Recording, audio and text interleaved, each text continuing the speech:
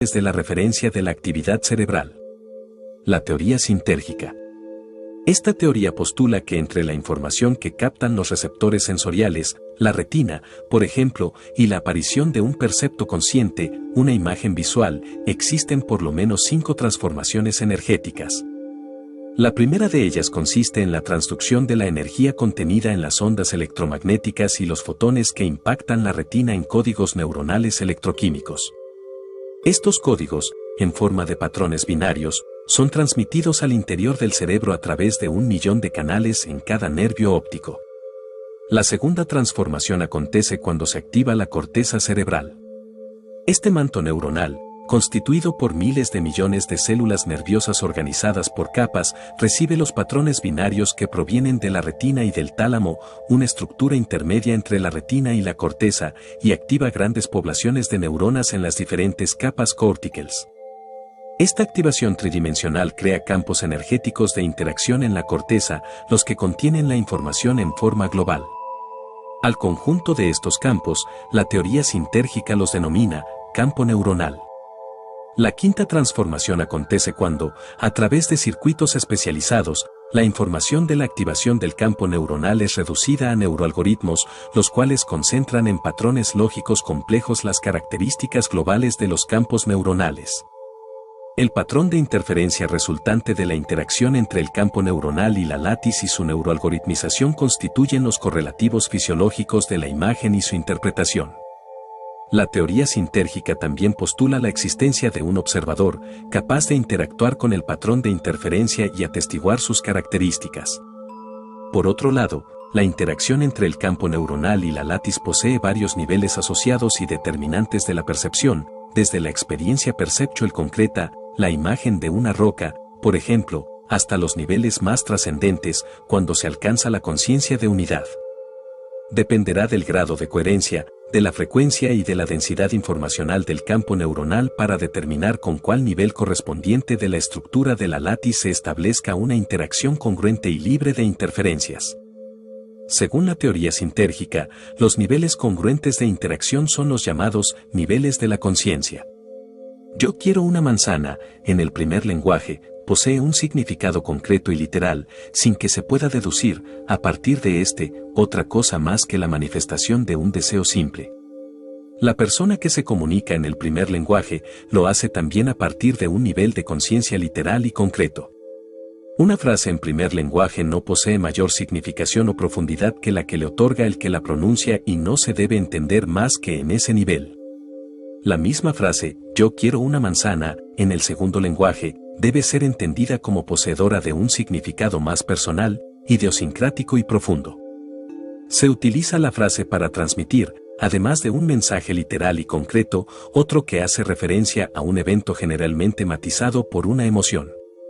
Por ejemplo, las manzanas eran la fruta preferida de un familiar al que se recuerda mediante ella. Así, con yo quiero una manzana, se está haciendo la siguiente referencia subtextual: fulanito gustaba de las manzanas al igual que yo.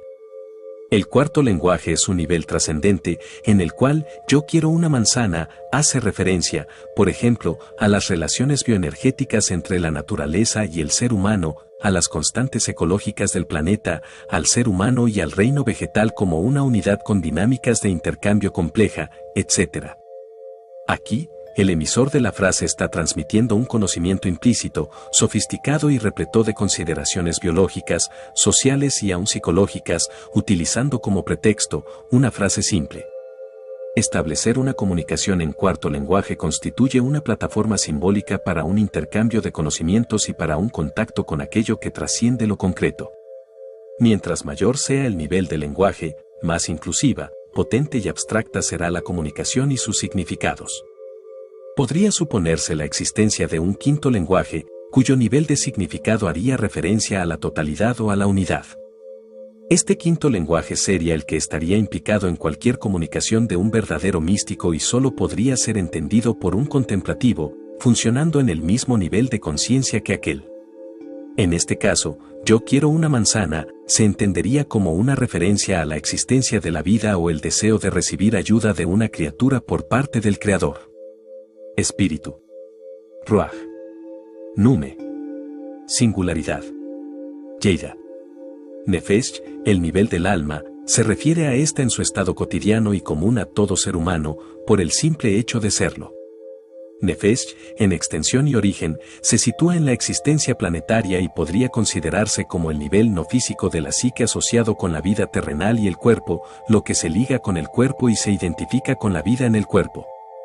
El Ruaj espíritu posee un territorio que trasciende lo terrenal y está más ligado con el sistema solar como una totalidad.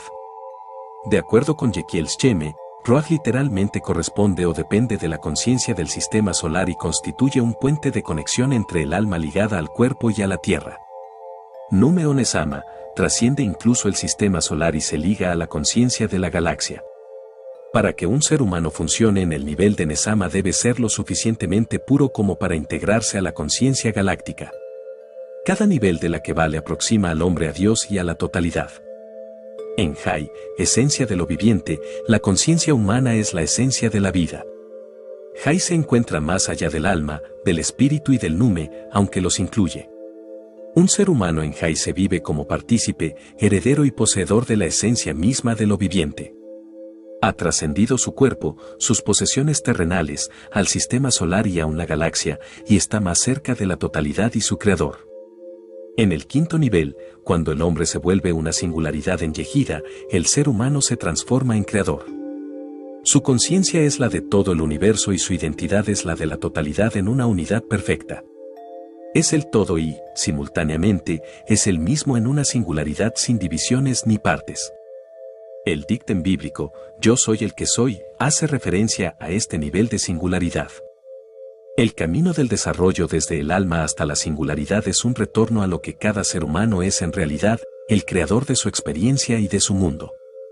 Según la que vale, cada ser humano posee porciones del alma, el espíritu y la esencia viviente de muchos seres que lo conforman, con una serie de potencialidades y atributos que tendrá que desarrollar y manifestar antes de poder llegar a la singularidad, en la que regresa a sí mismo y se vuelve creador.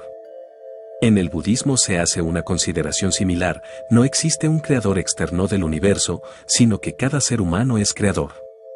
La tendencia a recibir se comienza a invertir a partir del momento en el que el hombre alcanza el nivel de espíritu en Ruaj. En Nefesh, el hombre no es capaz de dar ni de crear. Lo único que conoce y quiere es recibir. Desde Ruaj, y en adelante, comienza a sentirse satisfecho con dar, hasta que en la singularidad se manifiesta como creador y dador absoluto. Dios no desea recibir sino dar, y hacia él se dirige el hombre que se purifica. Los niveles de la identidad y de la percepción. Como vimos antes, de acuerdo con el modelo psicofisiológico, conocido como la teoría sintérgica, la percepción es un producto de la interacción entre la resultante final de la actividad cerebral, el campo neuronal, y la información contenida en el espacio. La identidad personal posee tantos niveles como los que puede asumir esta interacción. Así, si la identidad se asocia con el mundo concreto, el primer lenguaje será la herramienta verbal con la que se comunicará tal identidad. En cambio, si la identidad es más abstracta y está ligada con una percepción más trascendente, el tercero, o aún el cuarto lenguaje, será su instrumento de comunicación. El nivel de la unidad de la singularidad del sí mismo requerirá la utilización del quinto lenguaje, en el que cada objeto, persona o evento hacen referencia a la totalidad. Desde un punto de vista lógico, asumir la correspondencia entre la singularidad y la totalidad parece contradictorio y paradójico. Pero en la vivencia del místico, ambos extremos forman una unidad. De esta forma, el primer y el quinto lenguaje son indistinguibles desde el punto de vista de un oyente que funcionase en el primer lenguaje, pero su entendimiento es totalmente diferente para quien vive en la conciencia de Yeida y funciona en el quinto lenguaje. Cuando un ser humano se sabe poseedor de una identidad que incluye pero que no se limita a su existencia corporal, a su historia personal, a sus posesiones, nombre, posición social o aún a sus pensamientos, y se reconoce como ser viviente o como existencia pura, su identidad se expande, porque incorpora en un sí mismo la identidad global de lo viviente o de lo existente. En este nivel de identidad, el yo mismo no está referido a ninguna condición individual restringida, sino a la percepción de uno mismo como existencia o como vida. No es una pérdida de la individualidad, sino una expansión de la misma. Tanto los niveles de la percepción como los de la identidad están interrelacionados y conectados con los de la